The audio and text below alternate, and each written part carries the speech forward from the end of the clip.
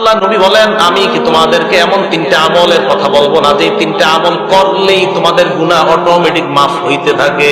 এক নাম্বার, ইসবাগুল ওযুই আলাল মাকারি। ওযু করতে কষ্ট হইতেছে, এরপরে ওযু করা। ওযু করতে কষ্ট হয়, মনে করেন এই জায়গায় একটু সমস্যা আছে, তো আপনি আস্তে ধীরে ওযু করতেছেন, কষ্ট। এক নাম্বার কষ্ট হইল ওযু করা। দুই নাম্বার কাসরাতুল খুতা ইলাল মাসাজিদ, হাইটা বেশি বেশি মসজিদে যাওয়া। তিন নাম্বার ইন্তিজারুস সালাতি বাদাস সালাত, নামাজের অপেক্ষায় বসে থাকা। এই তিনটা আমল তোমরা করতেছো, গাছের পাতার মতো গুনাহ জড়ে পড়ে যায়। এই জায়গায় গাছের পাতা শব্দটা নাই, এখানে আসছে গুনাহ জড়ে পড়ে।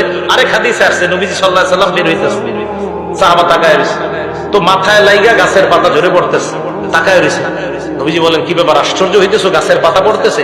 এই গাছের পাতাগুলা যেইভাবে পড়ে নামাজ পড়বা, এইভাবে তোমার গুনাহগুলা ঝরে পড়েছে।